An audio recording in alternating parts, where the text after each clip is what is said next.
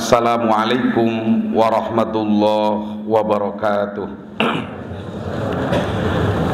Allahu akbar, Allahu akbar, Allahu akbar, Allahu akbar, Allahu akbar, Allahu akbar, Allahu akbar, Allahu akbar, Allahu akbar.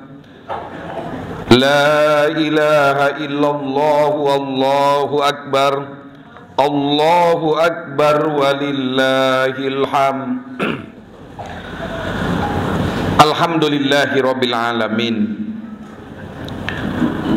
Alhamdulillahilladzi bi ni'matihi tatimmus shalihat. Asyhadu an la ilaha illallah wahdahu la syarikalah. Wa ashhadu anna Muhammadan abduhu wa rasuluh alladzi la nabiyya wa la rasula ba'dah. Allahumma shalli wa sallim ala hadzal nabiyil karim alladzi addal amanah wa ballagur risalah wa nasahal ummah wa jahada billahi haqqa jihadih wa ala alihi wa ashabihi wa man sara ala nahji wahtada fi haji wa jahada bida'watihi ila yaumil qiyamah. Amma ba'du. Faqad qala Allah ta'ala fi kitabihil azizil karim. A'udzu billahi minasyaitonir rajim. Bismillahirrahmanirrahim. Inna a'tainakal kautsar fasalli li rabbika wanhar. Faya ibadallah, usi nafsi wa iyyakum bitaqwallah, faqad fazal muttaqun. Allahu akbar, Allahu akbar, Allahu akbar, walillahil hamd. Hadirin sidang salat Idul Adha rahimakumullah. Pertama-tama kita panjatkan puji dan syukur kehadirat Allah Subhanahu wa taala. Alhamdulillah, di pagi hari yang cerah ini Allah Subhanahu wa taala masih memberikan kita nikmat kesempatan, nikmat umur panjang, sehingga kita dapat menunaikan sholat Idul Adha dan ibadah kurban. Mudah-mudahan Allah Subhanahu wa taala menerima seluruh rangkaian ibadah kita. Tak lupa kita juga mendoakan mudah-mudahan saudara-saudara kita muslim dunia yang sedang melaksanakan ibadah haji, Allah Subhanahu wa taala jadikan saudara kita menjadi haji mabrur. Allahumma ij'alhum hajjan mabrura wa sya'yahum sya'yam maskura wa amalakum amalan makbula wa dzanbakum dzamban maghfura wa tijaratahum tijaratan lang tabur. Hadirin sidang salat Id rahimakumullah. Pagi ini memori sejarah kita membuka dirinya kembali, membawa kita pada kenangan ribuan tahun yang lalu. Pagi ini kita kenang lagi manusia-manusia agung yang telah menciptakan arus besar dalam sejarah peradaban manusia, membentuk arah kehidupan kita dan membuat kita semua berkumpul di masjid ini dalam rangka berdoa untuk mereka. Pagi ini kita agungkan nama besar Allah dengan lafaz Allahu Akbar, sebuah lafaz yang dikumandangkan oleh Rasulullah ketika beliau melakukan haji wada. Sebuah lafaz yang diagungkan Allah ketika terjadinya Futuh Mekah. Sebuah lafaz Allahu Akbar yang pekiknya bergemuruh ketika perang Khandaq, dan lafaz Allahu Akbar yang bergemuruh ketika Muhammad Al-Fatih menaklukkan Konstantinopel. Mudah-mudahan Allahu Akbar pada Idul Adha hari ini membuka kemenangan-kemenangan umat Islam, sehingga pada akhirnya kejayaan Islam yang sudah lebih 4000 tahun yang lalu kembali hadir di negeri ini, di dunia ini, insya Allah.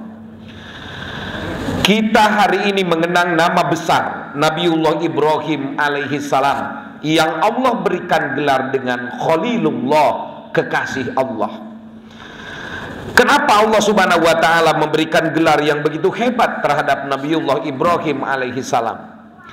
Yang pertama, karena Nabiullah Ibrahim adalah sosok seorang ayah yang mampu mendidik anak-anaknya menjadi anak-anak yang solih. Dari Nabiullah Ibrahim terlahir dua orang anak yang sekaligus oleh Allah diangkat menjadi nabi. Allah hadirkan Nabiullah Ismail dari Siti Hajar, dan Allah hadirkan Nabiullah Ishak dari Siti Sarah. Nabiullah Ismail alaihi salam kelak menjadi silsilah keturunan Nabiuna Muhammad sallallahu alaihi wasallam, dan dari Nabi Ishak terlahir seorang nabi yang bernama Nabi Yakub. Nabi Yakub menikahi 4 orang wanita. Ada Laya, ada Rahil, ada Balhah, dan ada Zalpah. Dari keempat orang istrinya, Nabi Yakub melahirkan 12 orang anak yang kelak itu adalah merupakan cikal bakal keturunan Bani Israel sampai di Nabi Isa alaihi salam.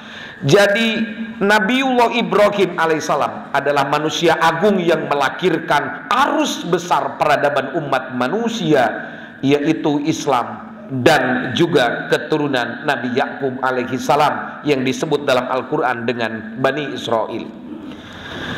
Lalu pesan moral apa dari kenangan masa lalu Nabiullah Agung? Yang pertama adalah bahwa 2 ibadah yang sakral dalam Idul Adha, yaitu berkurban dan ibadah haji, kedua-dua ibadah itu bermuara dari perjalanan hidup Nabiullah Ibrahim alaihi salam. Berkurban adalah merupakan sunnah muakkad yang diambil dari sejarah Nabiullah Ibrahim alaihi salam. Nabiullah Ibrahim ketika menempatkan putranya Nabi Ismail yang jauh berjalan dari Babilonia, Irak pada saat itu, beliau berjalan melebihi 2000 km untuk menyimpan istrinya Nabi Ismail, Siti Hajar dan Nabiullah Ismail, sambil Nabi Ibrahim mengatakan, Rabbana inni askantu min dzurriyyati biwadin ghairi dzi zar'in inda baitikal muharram Rabbana waliyuqimus sholata faj'al afidatan minan nas tahwi ilaihim warzuqhum minats thamarati la'allakum yashkurun. Doa itu adalah dipanjatkan Nabiullah Ibrahim ketika menempatkan 2 orang manusia yang paling dicintai di dalam lubuk hati yang paling dalam, yaitu Nabi Ismail yang masih bayi dan juga istrinya Siti Hajar.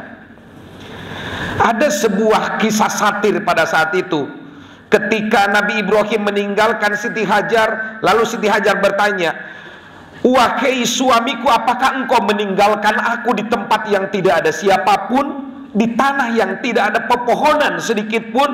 Ini karena engkau atau karena Allah? Nabi Ibrahim mengatakan, ini adalah perintah Allah subhanahu wa ta'ala. Dan Siti Hajar ditinggalkan berdua dengan anaknya. Lalu pada saat itu Nabiullah Ismail menangis karena kehausan di sekitar Ka'bah.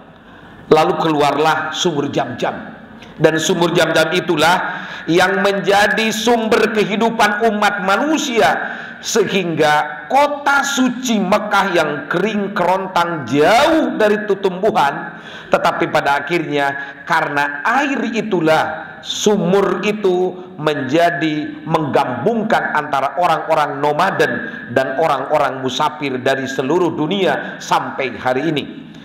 Belajar dari air Jam-Jam adalah belajar tentang kesejahteraan dan berkumpulnya umat manusia. Oleh karenanya, jika manusia ingin mengumpulkan sumber daya dari berbagai belahan manusia, maka kata kunci yang harus dimiliki adalah narasi sumur Jam-Jam. Sebab Allah mengatakan dalam Al-Quran, وَجَعَلْنَا minal ma'i kulla syai'in hayy, dan aku jadikan dari air segala sesuatu menjadi hidup.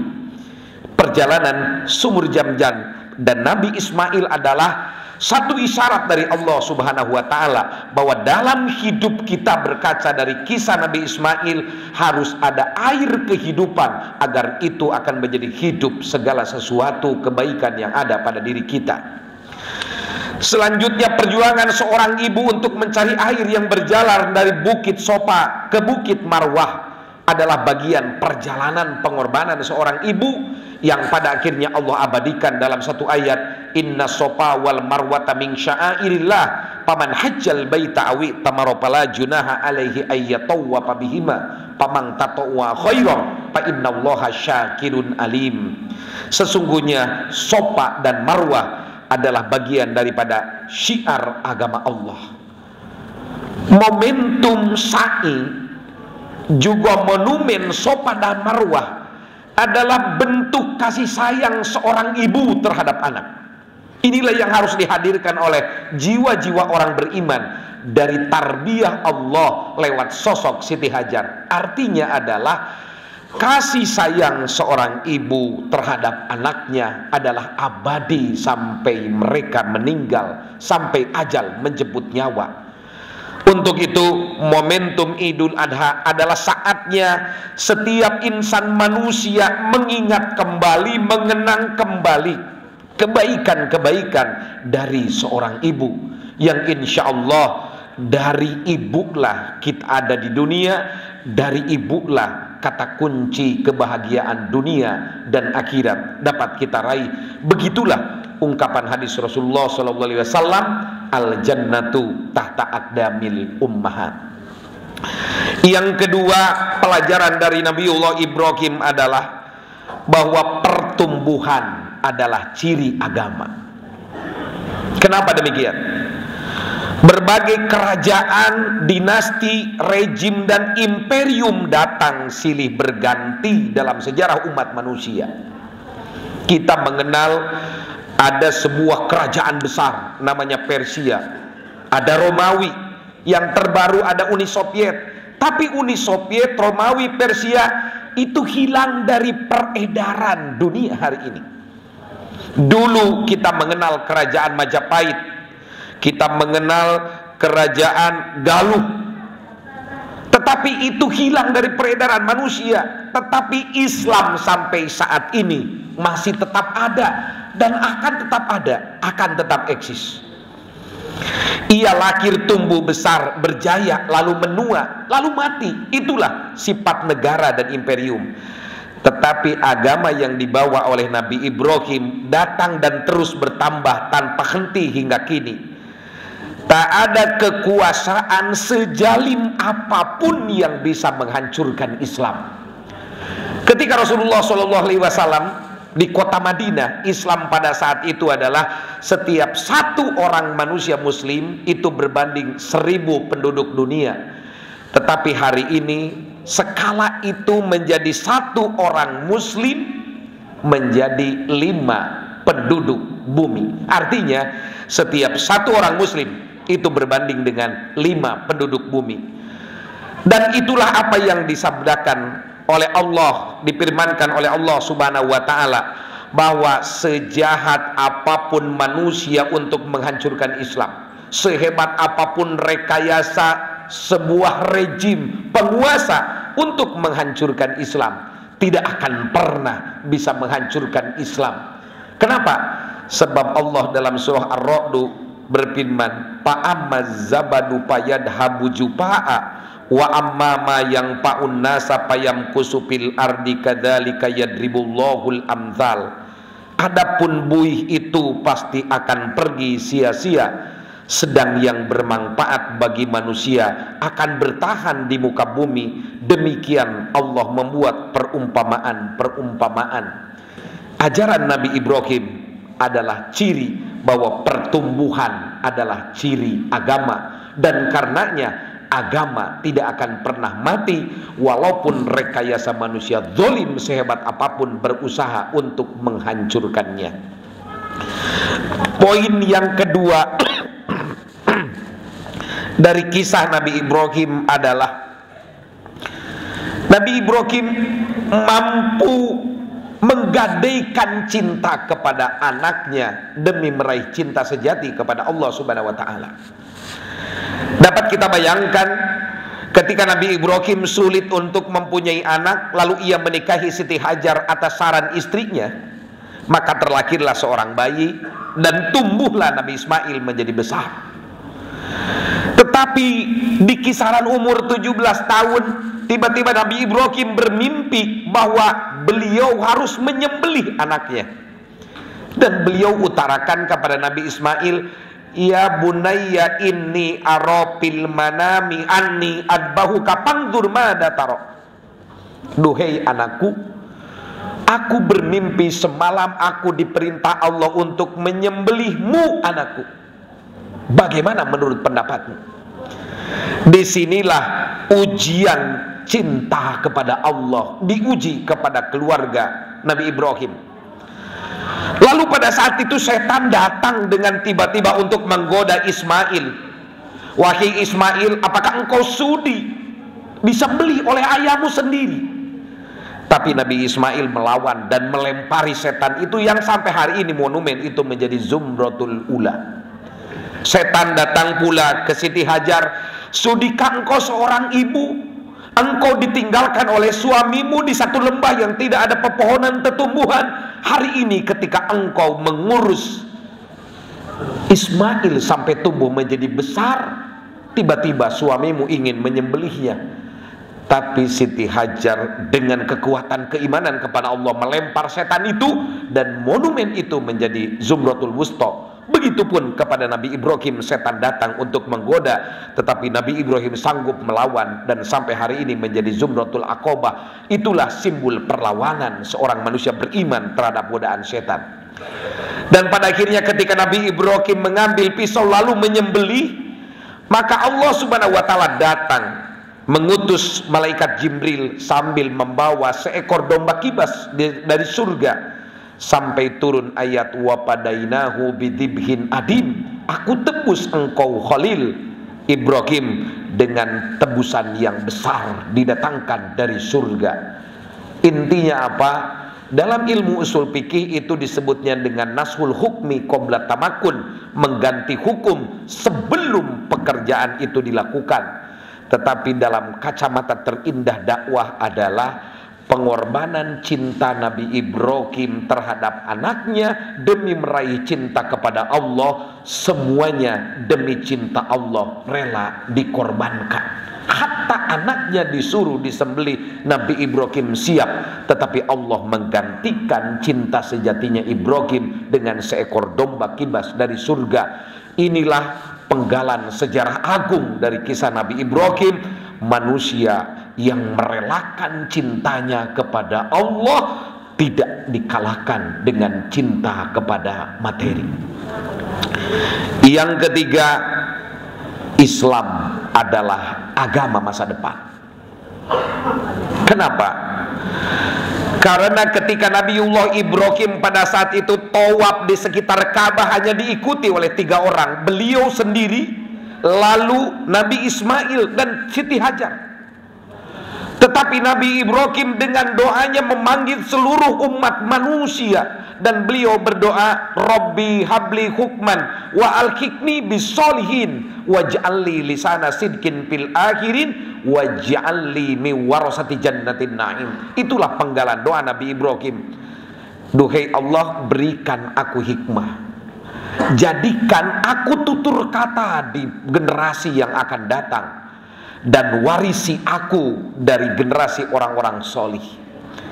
Nabi Ibrahim yang hanya 3 orang pada saat itu berputar di sekitar Ka'bah, tetapi hari ini ada sekitar 3 juta umat manusia yang berkeliling Ka'bah mengagungkan asma Allah, membaca talbiyah labbaik Allahumma labbaik.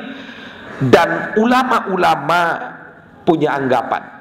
Salah satunya Profesor Dr. Syekh Yusuf Qaradawi, Allahu yarham, beliau mengatakan di 2045 nanti Islam akan menjadi agama terbesar di dunia, dan ada sekitar 10 juta kaum muslimin yang bisa berhaji pada satu tempat.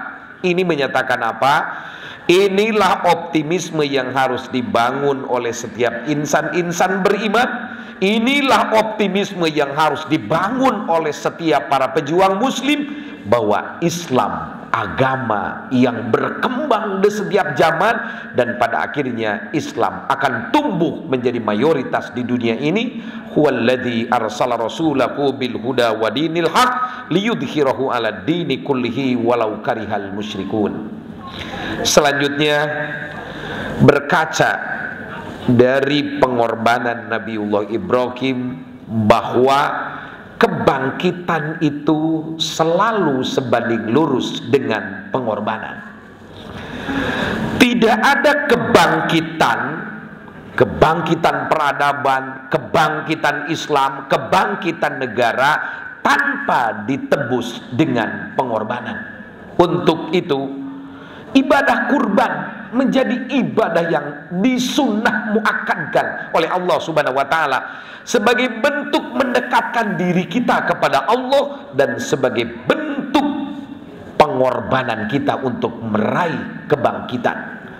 Itu sebabnya kenapa Rasulullah SAW dalam satu hadisnya beliau bersabda, "Man kana lahu sa'atun falam yudohi fala yaqrabanna musolana." Barang siapa orang yang telah diberikan keleluasaan rizki, kemampuan rizki, tetapi ia tidak pernah berkurban, maka jangan mendekati tempat sholatku. Artinya apa?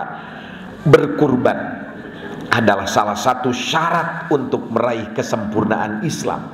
Berkurban adalah salah satu syarat untuk meraih kedekatan diri kita dengan Allah, dan berkurban adalah salah satu prasyarat yang harus hadir di dalam jiwa-jiwa yang menginginkan perubahan, menginginkan kebangkitan. Yang terakhir, ada doa Nabi Ibrahim yang paling ideal untuk negeri Mekah Al-Mukarramah.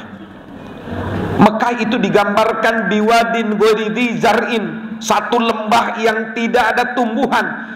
Tetapi kita tahu bahwa semua jenis buah-buahan yang ada di dunia itu pasti ada di tanah suci Mekah. Kenapa? Inilah doa pemimpin yang termaktub dalam doanya, Rabbij al-hadha baladan amina warzuq ahlaku minan thamarati la'allakum yashkurun.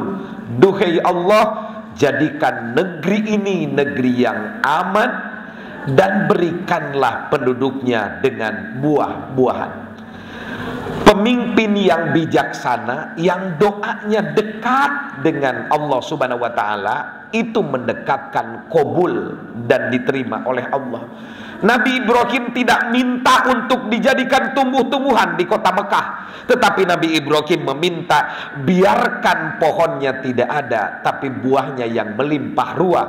Itulah doa Nabi Ibrahim terkait kota Mekah. Sampai hari ini kita melihat bagaimana begitu melimpah ruahnya kesejahteraan di kota Mekah karena doa pemimpin.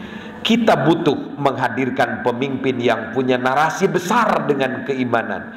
Kita butuh seorang pemimpin yang punya nyali besar untuk berkorban. Dan kita butuh seorang pemimpin yang doanya dekat dengan ijabah Allah, seperti apa yang digambarkan Allah tentang sosok Nabiullah Ibrahim.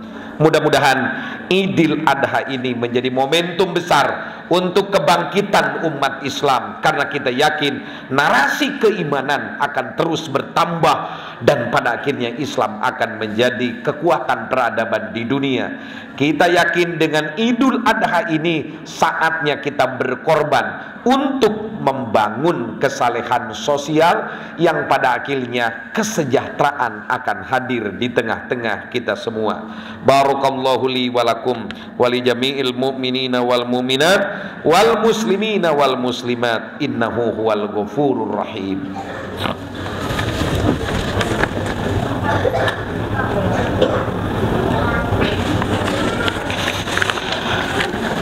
Alhamdulillahirabbil alamin wal aqibatu lil muttaqin wala udwana illa 'alal zalimin.